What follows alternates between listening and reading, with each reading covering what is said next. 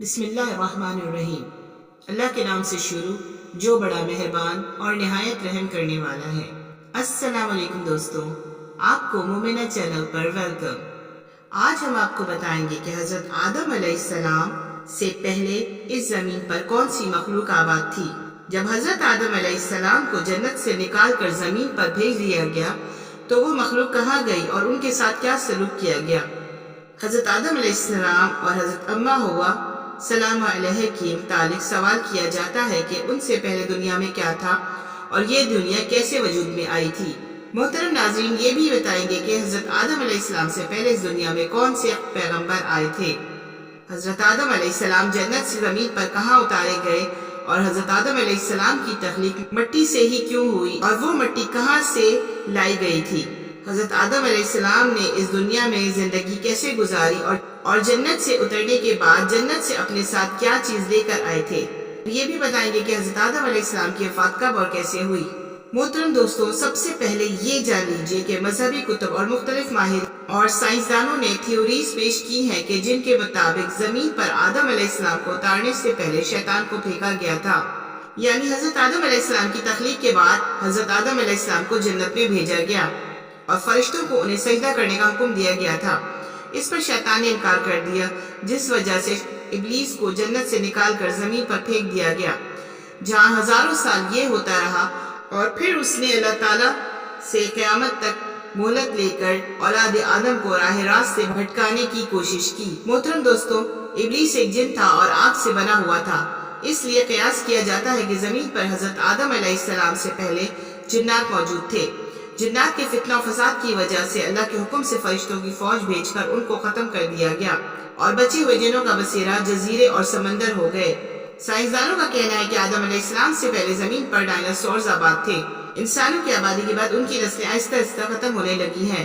کچھ ماہرین کے مطابق حضرت آدم علیہ السلام سے پہلے اس زمین پر انسانوں جیسی مخلوقات بھی موجود تھیں، جن کی کچھ باقیات اور ڈھانچے بھی ملے ہیں۔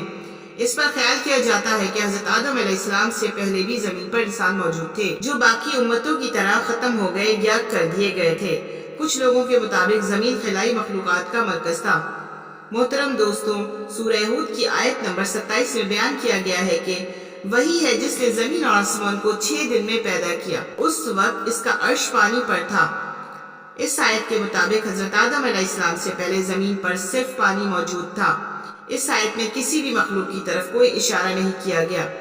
اس کے متعلق حضور اکرم صلی اللہ علیہ وآلہ وسلم سے لوگوں نے سوال کیا کہ آسمانوں اور زمینوں کو پیدا کرنے سے پہلے کیا تھا، تو حضور اکرم صلی اللہ علیہ وآلہ وسلم نے ارشاد فرمایا کہ اللہ کے سوا کچھ نہ تھا، نہ اس کے اوپر ہوا تھی اور نہ اس کے نیچے ہوا تھی، مطلب یہ کہ کچھ نہ تھا۔ پھر اس نے اپنے پانی پر اپنا عرش پیدا کیا۔ گویا یہ 3 مخلوق کی ابتدا۔ محترم دوستوں، بخاری شریف میں یہ بیان کیا جاتا ہے کہ ایک بار آپ صلی اللہ علیہ وآلہ وسلم کے پاس یمن سے ایک وفد آیا اور کہا کہ ہمیں آپ سے علم لینا ہے۔ آپ علیہ السلام ہمیں بتائیے کہ اس زمین پر حضرت آدم علیہ السلام سے پہلے کیا تھا۔ حضور نبی کریم صلی اللہ علیہ وآلہ وسلم نے ارشاد فرمایا، کچھ نہیں تھا، صرف اللہ تھا اور عرش پانی پر تھا اور لوح محفوظ میں قلم سے سب کچھ لکھ کر محفوظ کر دیا گیا تھا۔ آپ صلی اللہ علیہ وآلہ وسلم فرما رہے ہیں کہ بلا شبہ اللہ نے سب سے پہلے قلم کو پیدا کیا، پھر اللہ نے اس کو حکم دیا کہ لکھ، چنانچہ وہ اسی وقت چل پڑا اور قیامت تک ہونے والی ہر چیز لکھ دی گئی تھی۔ یہ اللہ تعالیٰ کا علم تھا جس کو قلم نے اسی کے حکم کے مطابق لوح محفوظ پر لکھ ڈالا تھا۔ حضرت سیدنا عبداللہ ابن عمر بن عاص رضی اللہ تعالیٰ عنہ سے روایت کرتے ہیں کہ میں نے سنا کہ اللہ کے رسول صلی اللہ علیہ وآلہ وسلم نے ارشاد فرما رہے تھے کہ اللہ نے آسمانوں اور زمین کی پیدائش سے 50,000 سال پہلے تمام مخلوقات کی تقدیروں کو لکھ دیا اور اس وقت اس کا عرش پانی پر تھا۔ محترم دوستو، اس حدیث مبارکہ سے یہ بات واضح ہو گئی ہے کہ سب سے پہلے پانی، پھر پانی پر عرش کی تخلیق ہوئی تھی، پھر قلم کے بعد فوراً لوح محفوظ کو پیدا کیا گیا، جس پر سب کچھ جو قیامت تک ہونے والا ہے لکھ دیا گیا تھا۔ پھر کائنات کی باقی مخلوقات، آسمان و زمین کی پیدائش وجود میں آئی۔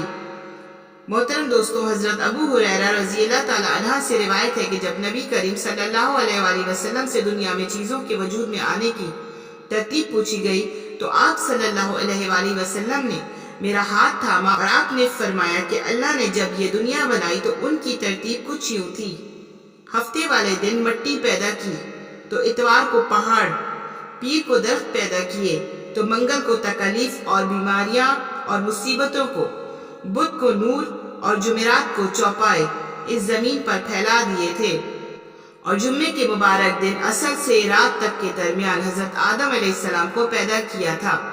اس حدیث سے پتہ چلتا ہے کہ ابتدائی مخلوقات کی ترتیب کیا تھی۔ ان میں سب سے آخری نمبر حضرت آدم علیہ السلام کا تھا، جبکہ حضرت آدم علیہ السلام نسل انسانی میں سب سے پہلے فرد اور تمام انسانوں کے باپ ہیں۔ ناظرین گرامی، جب انسانوں سے پہلے فرشتے اور جن پیدا ہو چکے تھے، صاحب عقل مخلوقات میں سب سے پہلا نمبر فرشتوں کا، دوسرا نمبر جنوں کا اور آخری نمبر انسانوں کا ہے۔ جیسا کہ اللہ پاک قرآن مجید فرقان حمید کی سورہ الحجرات آیت نمبر 27 میں ارشاد فرماتے ہیں کہ اس سے پہلے جنات کو ہم نے لو والی آگ سے پیدا کیا۔ جنات کے بارے میں حضرت عبداللہ ابن عباس رضی اللہ تعالی عنہ فرماتے ہیں کہ حضرت آدم علیہ السلام کی تخلیق سے 1000 سال پہلے جنات پیدا کیے گئے تھے۔ وہ ہماری زمین پر آباد تھے، مگر آہستہ آہستہ اور فتنہ و فساد میں مبتلا ہوتے تھے۔ جب وہ حد سے بڑھ گئے اور ناحق خون بہانے لگے تو اللہ تبارک و تعالیٰ نے ان کی طرف فرشتوں کا ایک عظیم لشکر بھیجا، جن سے جنات اور فرشتوں کے مابین زبردست مارکہ آرائی ہوئی، اور اس مارکہ آرائی میں جنات کو تہس نہس کر دیا گیا، اور وہ پناہ لینے کے لیے سمندر کے جزیروں، جنگلات اور پہاڑوں پر چلے گئے تھے۔ ان کو زمین کے ہر حصے سے نکال دیا گیا، چنانچہ آج تک ان کے لیے رہنے کی جگہ یہی جزیرے، جنگلات اور پہاڑ ہیں۔ محترم ناظرین، یہاں آپ کو یہ بھی بتاتے چلے کہ آدم علیہ السلام کی تخلیق مٹی سے ہی کیوں ہوئی، اور وہ مٹی کہاں سے لائی گئی تھی۔ حضرت آدم علیہ السلام کے نہ ہی ماں ہے نہ ہی باپ، بلکہ اللہ تبارک تعالیٰ نے ان کو مٹی سے بنایا۔ جب اللہ نے آپ کو پیدا کرنے کا ارادہ فرمایا تو حضرت اسرائیل علیہ السلام کو حکم دیا کہ زمین سے ایک مٹھی مٹی لاؤ۔ اللہ کے حکم کے مطابق حضرت اسرائیل علیہ السلام نے آسمان سے اتر کر زمین سے ایک مٹھی مٹی اٹھائی تو پوری روئے زمین کی پرت چھلکے کی مانند اتر کر آپ کی مٹھی میں آ گئی تھی، جس میں مختلف رنگوں، مختلف کیفیتوں والی مٹی تھی، یعنی سفید، سیاہ، زرد، سرخ رنگ والی، نرم و سخت، شیریں اور تلخ، نمکین اور پھیکی، سب کیفیتوں والی مٹیاں شامل تھیں۔ اس مٹی کو مختلف پانیوں سے گوندنے کا حکم ارشاد فرمایا گیا، چنانچہ ایک مدت کے بعد یہ چپکنے والی بن گئی، پھر ایک مدت تک یہ گوندھی گئی تو کیچڑ کی طرح وہ گاڑھی بن گئی تھی، پھر یہ خشک ہو کر کھنکھناتی ہوئی اور بچتی ہوئی مٹی بن گئی۔ پھر اس مٹی سے اللہ تبارک و تعالیٰ نے حضرت آدم علیہ السلام کا پتلا بنا کر جنت کے دروازے پر رکھ دیا گیا، جس کو دیکھ دیکھ کر فرشتوں کی جماعت تعجب کرتی تھی، کیونکہ فرشتوں نے ایسی شکل و صورت کی کوئی مخلوق کبھی پہلے نہیں دیکھی تھی۔ محترم دوستوں، اللہ تبارک و تعالیٰ نے اس پتلے میں روح کو داخل ہونے کا حکم ارشاد فرمایا، چنانچہ روح داخل ہو کر جب آپ علیہ السلام کے نتنوں میں پہنچی تو آپ کو چھینک آئی۔ جب روح زبان تک پہنچی تو آپ نے الحمدللہ پڑھا، اور اللہ تبارک و تعالیٰ نے فرمایا، یا رحمک اللہ، یعنی اللہ تم پر رحمت فرمائے۔ اے ابو محمد یعنی آدم، میں نے تم کو اپنی حمد ہی کے لیے بنایا ہے۔ پھر رفتہ رفتہ پورے بدن میں پہنچی اور آپ زندہ ہو کر اٹھ کھڑے ہوئے۔ اللہ تعالیٰ نے حضرت آدم علیہ السلام کو 4 عظیم شرف اور مرتبے عطا فرمائے تھے۔ نمبر 1، اپنے ہاتھ سے پیدا فرمایا۔ ایک بات یہاں یہ واضح کرتے چلے کہ اللہ تعالیٰ وجود سے پاک ہے، تو ہاتھ سے مراد اپنی نگاہ کرم، نوازش اور اپنی رحمت خاص سے اللہ تعالیٰ نے انہیں پیدا فرمایا۔ نمبر 2، پھر روح پھونکی۔ نمبر 3، فرشتوں کو سجدہ کرنے کا حکم فرمایا۔ نمبر 4، اشیاء کے ناموں کے علم سے سرفراز فرما دیا تھا۔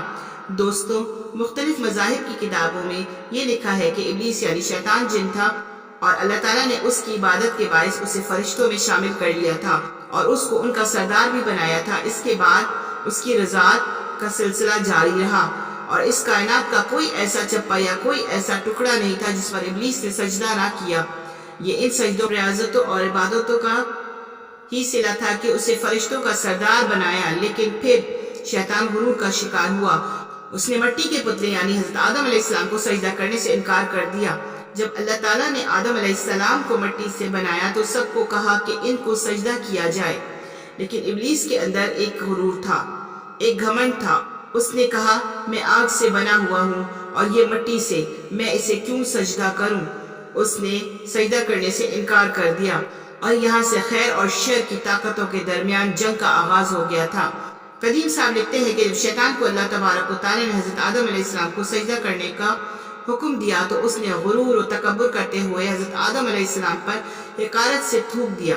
شیطان کا تھوک حضرت آدم علیہ السلام کے پیٹ پر گرا اور اس کے بعد اللہ تبارک و تعالیٰ نے حضرت جبرائیل علیہ السلام کو تھوک والی مٹی نکالنے کا حکم ارشاد فرمایا۔ جب حضرت جبرائیل علیہ السلام نے یہ مٹی نکالی تو حضرت آدم علیہ السلام کے پیٹ میں ایک چھوٹا سا سوراخ بن گیا۔ یہ سوراخ ناف کی شکل میں آج بھی ہمارے پیٹ پر موجود ہے۔ اللہ تعالیٰ نے اس جگہ کی مٹی جس پر شیطان نے تھوکا تھا کتے کو بنا دیا تھا۔ ناظرین گرامی، کتے کی تخلیق کے متعلق مختلف روایات ملتی ہیں، جبکہ حضرت آدم علیہ السلام حضرت اما حوا سلام علیہ کو اللہ تبارک و تعالیٰ نے اس زمین پر بھیجا تو شیطان نے زمین پر موجود درندوں کو ورغلایا کہ وہ ان دونوں کو کھا جائے۔ تب اللہ تبارک و تعالیٰ نے کتے کو پیدا کیا تھا۔ حضرت آدم علیہ السلام اور حضرت اما حوا علیہ السلام کی ان درندوں سے حفاظت فرمائی تھی، یعنی کتے کی پیدائش حضرت آدم علیہ السلام کو زمین پر بھیجنے کے فوراً بعد اللہ تبارک و تعالیٰ نے فرمائی۔ حضرت ابو موسیٰ اشعری رضی اللہ تعالیٰ عنہ سے روایت ہے کہ نبی کریم صلی اللہ علیہ وآلہ وسلم نے ارشاد فرمایا، اللہ تعالیٰ نے حضرت آدم علیہ السلام کو ایک مٹھی خاک سے پیدا فرمایا۔ یہ مٹی تمام روئے زمین سے حاصل کی گئی تھی۔ یہی وجہ ہے کہ حضرت آدم علیہ السلام کی نسل میں مختلف رنگ و زبان کے لوگ پائے جاتے ہیں۔ حضرت آدم علیہ السلام کی کنیت ابو محمد یا ابو البشر اور آپ کا لقب خلیفۃ اللہ اور صفی اللہ ہے، اور آپ اللہ تعالیٰ کے سب سے پہلے نبی ہیں۔ آپ نے 960 برس کی عمر پائی اور بوقت وفات آپ کی اولاد تقریباً 1 لاکھ ہو چکی تھی، جنہوں نے طرح طرح کی سنتوں اور عبادتوں سے زمین کو آباد کیا تھا۔ محترم دوستوں، قرآن مجید میں بار بار اس مضمون کا بیان ہے کہ حضرت آدم علیہ السلام کی تخلیق مٹی سے ہوئی۔ چنانچہ حضرت آدم علیہ السلام کو اللہ تبارک و تعالیٰ نے دہشت میں رہنے کا حکم دیا تو آپ جنت میں تنہائی کی وجہ سے کچھ پریشان ہوئے، تو اللہ تعالیٰ نے آپ پر نیند کا غلبہ فرمایا اور آپ گہری نیند سو گئے تھے، تو نیند ہی کی حالت میں آپ کی بائیں پسلی سے اللہ تبارک و تعالیٰ نے حضرت حوا سلام علیہ کو پیدا فرمایا تھا۔ جب آپ نیند سے بیدار ہوئے تو یہ دیکھ کر حیران رہ گئے کہ ایک نہایت ہی خوبصورت اور حسین و جمیل عورت آپ کے پاس بیٹھی ہے۔ آپ نے ان سے فرمایا، تم کون ہو اور کس لیے یہاں آئی ہو؟ تو حضرت حوا سلام علیہ نے جواب دیا، میں آپ کی بیوی ہوں اور اللہ تعالیٰ نے مجھے اس لیے پیدا فرمایا تاکہ آپ کو مجھ سے انس اور سکون قلب حاصل ہو، مجھے آپ سے نصیحت اور تسکین ملے، ہم دونوں ایک دوسرے سے مل کر خوش رہیں اور پیار و محبت کے ساتھ زندگی بسر کریں، اللہ تعالیٰ کی نعمتوں کا شکر ادا کرتے رہیں۔ قرآن مجید میں ایک اور مقام پر اللہ تعالیٰ نے حضرت علیہ السلام کے بارے میں ارشاد فرمایا، اور اسی میں سے اس کا جوڑا بنایا اور ان دونوں میں سے بہت مرد و عورت پھیلا دیے۔ حضرت آدم علیہ السلام کی تخلیق کا واقعہ قرآن مجید کے ان عجائبات میں سے ہے جن کے دامن میں بڑی بڑی عبرتوں اور نصیحتوں کے گوہر نایاب کے انبار پوشیدہ ہیں، جن میں سے چند ایک کا ذکر آپ کے سامنے کرتے ہیں۔ محترم دوستوں، اللہ تبارک و تعالیٰ نے انسانوں کو 4 طریقوں سے پیدا فرمایا۔ اول یہ کہ مرد و عورت دونوں کو ملاپ سے، جیسا کہ عام طور پر انسانوں کی پیدائش ہوتی ہے، چنانچہ قرآن مجید میں صاف صاف اعلان ہے کہ بے شک ہم نے آدمی کو پیدا کیا ملی ہوئی منی سے۔ نمبر 2 یہ کہ تنہا مرد سے ایک انسان پیدا ہوا اور وہ حضرت حوا سلام علیہ کے اللہ تعالیٰ نے ان کو حضرت آدم علیہ السلام کی بائیں پسلی سے پیدا فرمایا۔ اور تیسرا یہ کہ تنہا ایک عورت سے ایک انسان پیدا ہوا اور وہ حضرت عیسیٰ علیہ السلام ہیں، جو کہ پاک دامن کنواری بی بی مریم سلام علیہ کی شکم سے بغیر باپ کے پیدا ہوئے تھے۔ چنانچہ یہ کہ بغیر مرد و عورت کے بھی ایک انسان کو اللہ تعالیٰ نے پیدا فرمایا، اور وہ انسان حضرت آدم علیہ السلام ہیں کہ اللہ تعالیٰ نے ان کو مٹی سے بنایا تھا۔ ان واقعات سے چند اسباب کی طرف رہنمائی ملتی ہے۔ سب سے پہلے یہ کہ اللہ پاک ایسا قادر و قیوم اور خلاق ہے کہ انسانوں کو کسی خاص ایک ہی طریقے سے پیدا فرمانے کا پابند نہیں، بلکہ وہ ایک ایسی عظیم قدرت والا ہے کہ جس طرح چاہے انسانوں کو پیدا فرما دے۔ چنانچہ ان 4 طریقوں سے اس نے انسانوں کو پیدا فرمایا، جو اس کی قدرت و حکمت اور اس کی عظیم الشان خلاقیت کا نشان اعظم ہے۔ اللہ تعالیٰ کی شان خلقیت کی عظمت کا کیا کہنا، سبحان اللہ۔ محترم دوستوں، ممکن ہے کہ کوئی مرد یہ خیال کرتا کہ اگر ہم مردوں کی جماعت نہ ہوتی تو تنہا عورت سے کوئی انسان پیدا نہیں ہو سکتا تھا۔ اسی طرح ممکن تھا کہ عورتوں کو بھی یہ گمان ہوتا کہ اگر ہم نہ ہوتی تو تنہا مردوں سے کوئی انسان پیدا نہ ہوتا۔ اسی طرح ممکن تھا کہ عورتوں اور مردوں دونوں مل کر یہ ناز کرتے کہ ہم مردوں اور عورتوں کا وجود نہ ہوتا تو کوئی انسان پیدا نہیں ہو سکتا تھا۔ تو اللہ تبارک و تعالیٰ نے چاروں طریقوں سے انسان کی پیدائش فرما کر عورتوں اور مردوں دونوں کا منہ بند کر دیا کہ دیکھ لو، ہم ہر چیز پر قادر ہیں اور جیسے چاہے جس کو چاہے بنا دیتے ہیں۔ اللہ ہر چیز کا بنانے والا ہے، وہ اکیلا سب پر غالب ہے۔ سبحان اللہ۔ ناظرین گرامی، آپ کو اس ویڈیو میں یہ بھی بتاتے چلیں کہ حضرت آدم علیہ السلام کو پیدا ہوئے کتنے سال گزر چکے ہیں۔ حضرت آدم علیہ السلام اور حضرت محمد صلی اللہ علیہ وآلہ وسلم کے بیچ کتنے سال کا فاصلہ ہے۔ حضرت نوح علیہ السلام سے کتنا عرصہ بعد حضرت موسیٰ علیہ السلام پیدا ہوئے۔ ناظرین، یہ بات نہ قرآن میں موجود ہے اور نہ ہی حدیث سے ثابت ہوتا ہے، البتہ اس بارے میں بعض تاریخی روایات ملتی ہیں۔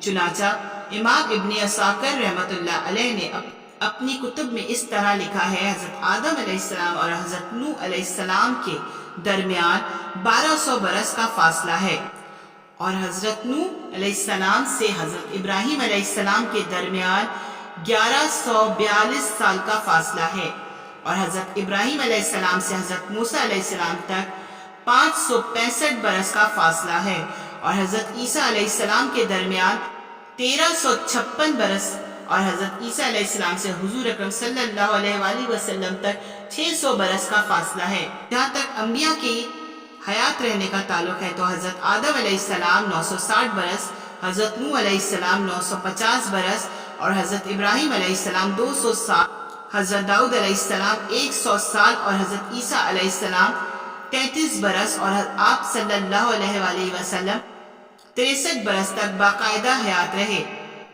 محترم دوستوں، اس حساب کے مطابق حضرت آدم علیہ السلام کے دنیا میں تشریف لانے سے لے کر اب تک تقریباً 9288 سال گزر چکے ہیں۔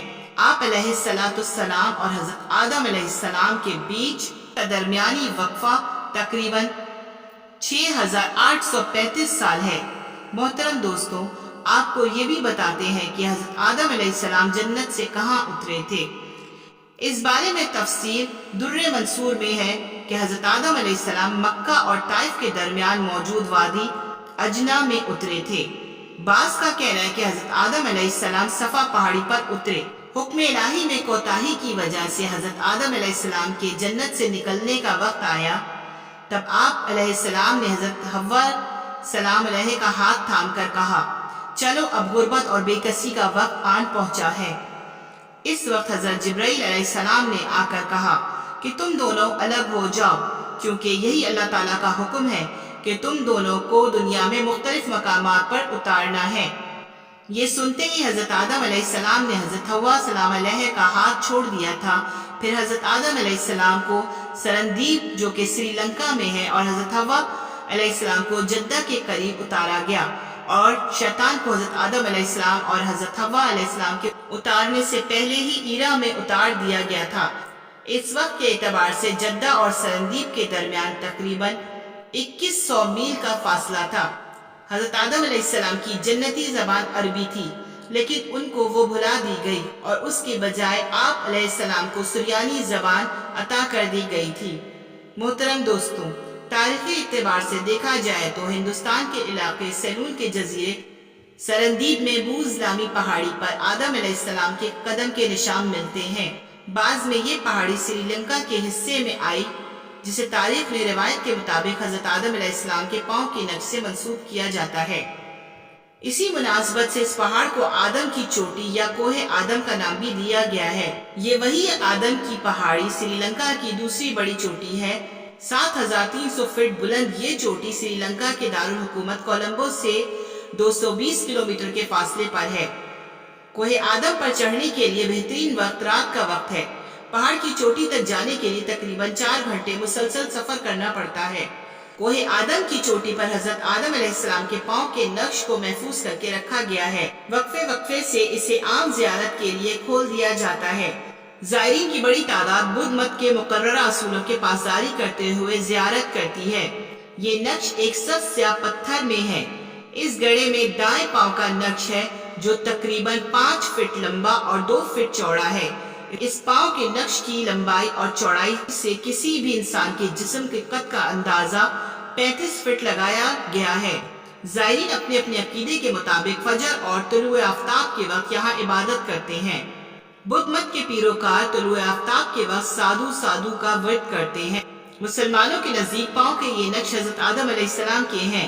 بدھ مت کے مطابق یہ نشان بدھا کے ہیں اور ہندوؤں کے مطابق یہ نشان شیو جی کا ہے۔ بدھ ماحول میں اس قدم کا ذکر موجود ہے۔ محترم دوستوں، اپریل کے مہینے میں زائرین کی بڑی تعداد یہاں آتی ہے اور اس قدم کے نقشوں کی زیارت کرتی ہے۔ مقامی زبان میں اس پہاڑی کو سریپاڑا کہا جاتا ہے۔ تاریخی حوالے بتاتے ہیں کہ سکندر اعظم اور ابن بطوطہ نے بھی زیارات کے لیے یہاں کا سفر کیا تھا۔ ابن بطوطہ نے اپنے سفر نامے میں اس کا ذکر انتہائی دلچسپ پیغام میں کیا ہے۔ اس کا بیان ہے کہ میں نے جزیرہ اس اعلان یعنی سری لنکا آنے کے بعد سیلان کے راجہ سے کہا کہ میں قدم شریف کی زیارت کرنا چاہتا ہوں۔ سری لنکا کے راجہ نے اہتمام کیا۔ راجہ نے مجھے ایک ڈولا دیا اور کئی غلام دیے جو مجھے ڈولے میں بٹھا کر لے گئے تھے۔ راجہ نے 4 جوگی بھی میرے ساتھ کر دیے۔ یہ جوگی راستے سے خوب واقف تھے۔ اس کے علاوہ 3 برہمن اور 10 اہلکاروں کے علاوہ 15 آدمی بھی میرا سامان اٹھانے کے لیے ساتھ بھیج دیے گئے۔ چین سے بھی زیارت کے لیے یہاں لوگ آتے ہیں۔ یہاں کے لوگوں کا کہنا ہے کہ چین کے زائرین پاؤں کے انگوٹھے کے نشان کا پتھر توڑ کر لے گئے ہیں اور اسے چین کے شہر زیتون کے ایک مندر میں جا رکھا تھا۔ اس نقش کی زیارت کے لیے اہل چین اس مندر میں آتے ہیں۔ قدم کے پاس پتھر میں یہ 9 گڑھے کھدے ہوئے ہیں۔ ہندو زائرین اس میں سونے، جواہرات اور موتی اور دوسرے جواہر ڈال دیتے ہیں۔ یہاں کے باشندوں میں یہ مشہور ہے کہ ہر ایک شخص کو قدم کی لمبائی اس کے ایمان کے مطابق نظر آتی ہے۔ قرآن مجید یا حدیث میں اس قدم کی بابت کوئی سند نہیں ملتی۔ یہاں آپ کو یہ بھی بتائیں کہ حضرت آدم علیہ السلام جب زمین پر اترے تو حضرت آدم علیہ السلام کا پہلا کھانا اور لباس کیا تھا؟ روایت میں آتا ہے کہ حضرت آدم علیہ السلام 100 سال یا 60 سال جنت میں رہے۔ اس عرصے میں دونوں پر جنت کے کسی بھی حصے میں جانے کی پابندی نہیں تھی سوائے شجر ممنوعہ کے۔ شیطان اب ان دونوں کا کھلا دشمن تھا اور اپنی سزا کا بدلہ لینے کے لیے بھی ہر وقت بے قرار تھا۔ اس کی شدید خواہش تھی کہ یہ اللہ کے حکم کے خلاف ورزی کریں۔ پھر شیطان نے ان دونوں کے دلوں میں وسوسہ ڈالا تاکہ ان کی شرمگاہیں جو ایک دوسرے سے پوشیدہ تھیں بے پردہ ہو جائیں۔ اس نے انہیں کہا، تمہارے رب نے تم دونوں کو اس درخت سے اس لیے منع کیا ہے کہ کہیں یہ پھل کھا کر تم دونوں فرشتے نہ ہو جاؤ یا کہیں ہمیں ہمیشہ زندہ رہنے والوں میں سے نہ ہو جاؤ۔ شیطان کی ان باتوں نے حضرت حوا علیہ السلام کو سوچنے پر مجبور کر دیا اور پھر شیطان کے مسلسل اور تواتر کے ساتھ سازشیں رنگ لے آئی۔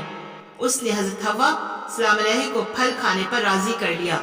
ایک دن حضرت حوا سلام علیہ نے حضرت آدم علیہ السلام سے کہا، ہم اس شجر ممنوعہ کا ذرا حصہ کھا لیتے ہیں تو کیا ہوتا ہے؟ آخر وہ کیا راز ہے جو اللہ نے اسے کھانے سے منع فرمایا ہے؟ شروع میں تو حضرت آدم علیہ السلام اس کے لیے قطعی طور پہ تیار نہ تھے، لیکن پھر حضرت حوا کے مسلسل اصرار پر بادل ناخواستہ راضی ہو گئے تھے۔ ابھی ان دونوں نے پھل کو پوری طور پر چکھا بھی نہ تھا کہ ان کی سطریں ایک دوسرے پر آیا ہو گئیں۔ اس پر دونوں بدحواسی اور پریشانی میں جنت کے درخت کے پتے توڑ توڑ کر اپنے بدن چھپانے لگے تھے۔ اللہ تبارک و تعالیٰ نے دونوں کو پکارا اور فرمایا، کیا میں نے تم کو منع نہیں کیا تھا کہ اس درخت کا پھل نہ کھانا اور شیطان کے ورغلانے میں نہ آنا؟ یہ تمہارا کھلا دشمن ہے۔ محترم دوستو، جب حضرت آدم علیہ السلام اور حضرت حوا نے اللہ کی پکار سنی تو مارے خوف الہی کے نادم تھے، نہایت لاچاری اور عاجزی سے اپنے خطاب پر نادم اور شرمندہ ہوتے ہوئے بارگاہ الہی میں عرض کیا، اے ہمارے رب، ہم دونوں سے بڑی غلطی ہو گئی ہے اور اگر آپ نے ہم پر رحم نہ کیا اور معاف نہ فرمایا تو ہم تباہ و برباد ہو جائیں گے۔ اللہ تبارک و تعالیٰ نے فرمایا کہ اب تم دونوں ایک خاص مدت تک زمین پر رہو گے جہاں تم ایک دوسرے کے دشمن ہوگے اور وہاں ہی مرنا ہے اور اسی میں سے پھر پیدا ہونا ہے۔ تو دونوں کو زمین کی طرف روانہ کر دیا گیا۔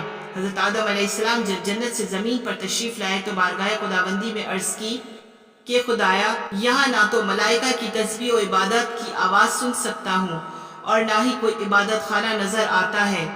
جیسا کہ آسمان پہ بیت المعمور دکھائی دیتا تھا جس کے ارد گرد ملائکہ طواف کرتے تھے۔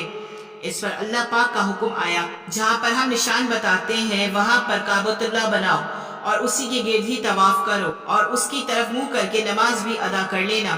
حضرت جبرائیل علیہ السلام ان کی رہبری کے لیے ان کے ساتھ چل پڑے اور انہیں اس مقام پر لے آئے جہاں سے زمین بنی تھی۔ حضرت جبرائیل علیہ السلام نے اپنا پر مار کر ساتوں زمینیں تک بنیاد رکھ دی، جس کو ملائکہ نے 5 پہاڑوں کے پتھروں سے بھرا۔ کوہ طور، کوہ لبنان، کوہ جوئی، کوہ زیتا اور کوہ ہرا بنیاد بننے کے بعد نشان کے لیے چاروں طرف کی دیواریں بھی اٹھا دی تھی۔ اس طرح حضرت آدم علیہ السلام نماز بھی پڑھتے رہے اور طواف بھی کرتے رہے۔ حضرت آدم علیہ السلام زمین پر آنے کے بعد نہایت شرمسار اور افسردہ رہتے تھے۔ پھر حضرت حوا سلام علیہ سے علیحدگی نے بھی سخت پریشانی میں مبتلا کر رکھا تھا۔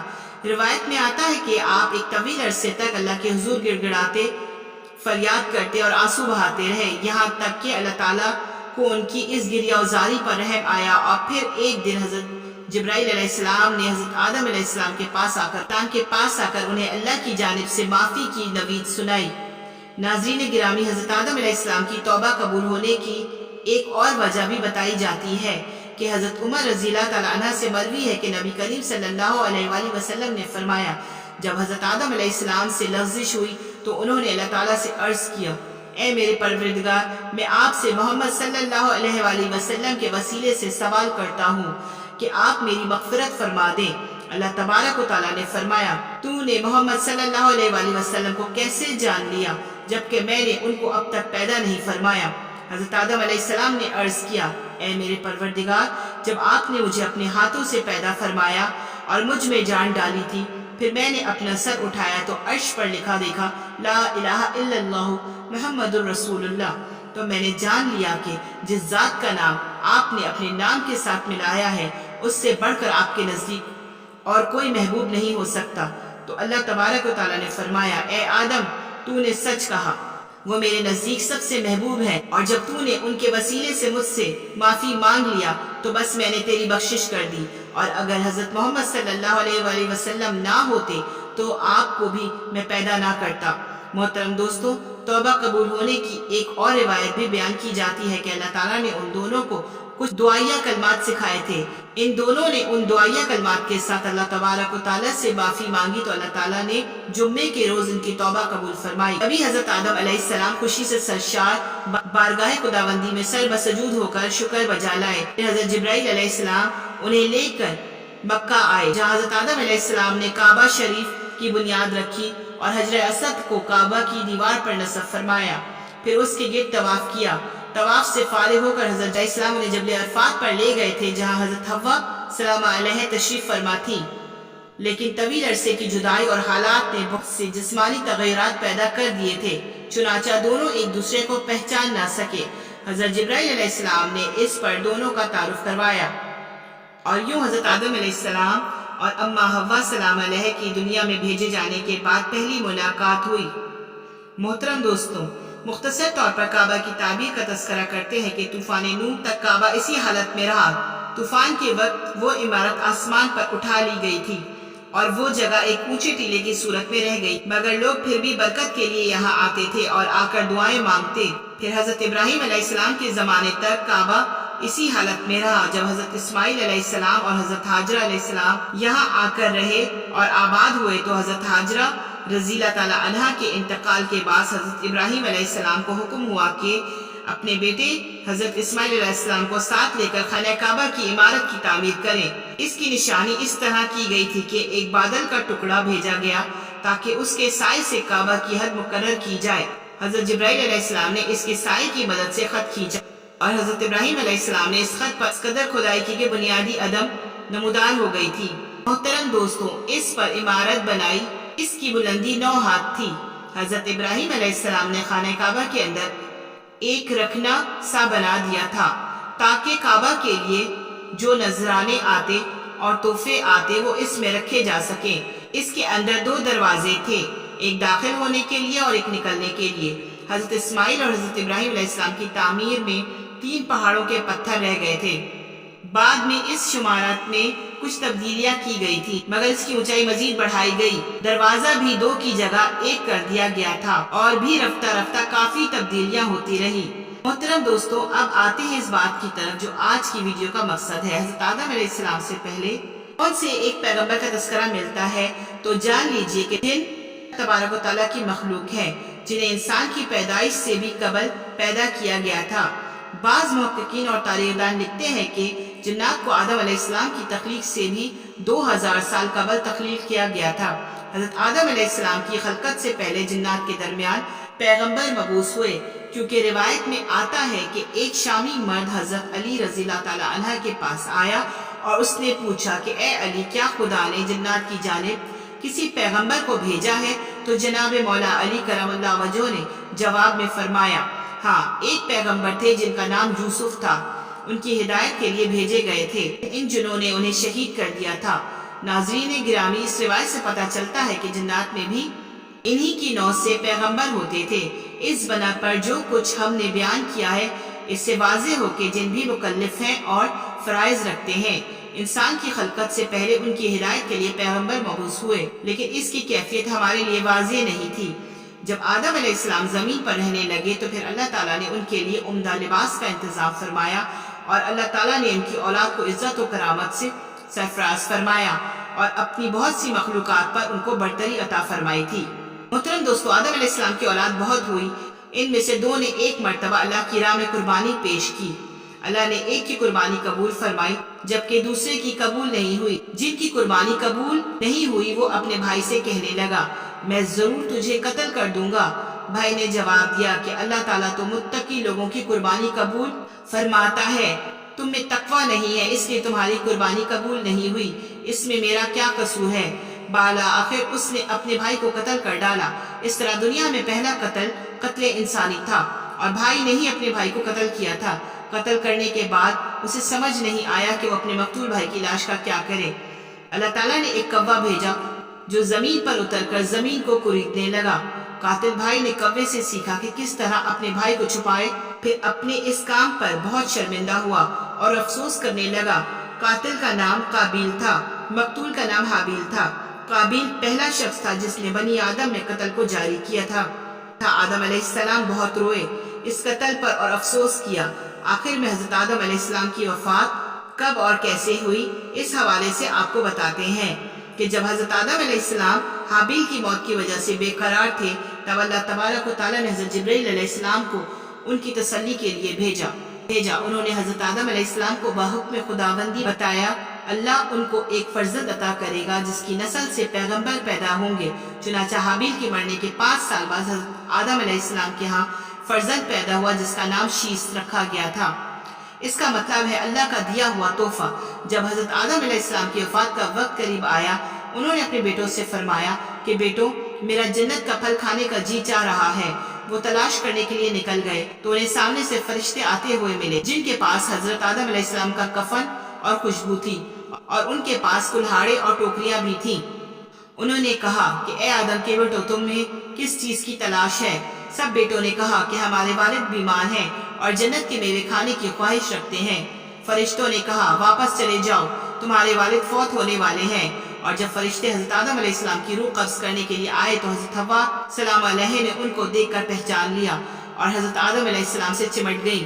حضرت آدم علیہ السلام نے فرمایا کہ مجھ سے الگ ہو جاؤ، پہلے بھی مجھے تمہارے ذریعے سے بہت سی مصیبتیں پہنچی تھی، مجھے میرے رب کے فرشتوں کے ساتھ رہنے دو۔ فرشتوں نے ان کی روح قبض کی، غسل دیا، کفن پہنایا، خوشبو لگائی اور آپ کی قبر کھودی اور لحد تیار کی۔ حضرت جبرائیل علیہ السلام نے ان کے بیٹے حضرت شیس علیہ السلام کو نماز جنازہ پڑھنے کا طریقہ بتایا۔ آپ علیہ السلام نے نماز جنازہ پڑھائی۔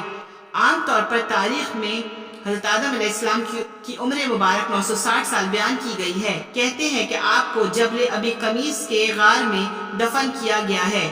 حضرت ابن عباس رضی اللہ تعالیٰ عنہ کے قول کے مطابق حضرت نوح علیہ السلام نے طوفان کے بعد کشتی سے اتر کر آپ کو بیت المقدس میں دفن کیا تھا۔ دوستو، حضرت حوا سلام علیہ کے بارے میں بھی یہ بھی بہت سی روایت میں ہے کہ آپ بھی آدم علیہ السلام کی وفات کے 1 سال بعد ہی انتقال فرما گئی تھی اور ان کے ساتھ ہی دفن ہوئی تھی۔ محترم دوستو، اگر اس ویڈیو میں اور اس ساری معلومات میں کوئی بھی غلطی ہوئی ہو تو اللہ تبارک و تعالیٰ سے معافی کی طلبگار ہوں۔ اللہ تعالیٰ ہم سب کی خطاؤں کو معاف فرمائے، آمین ثم آمین۔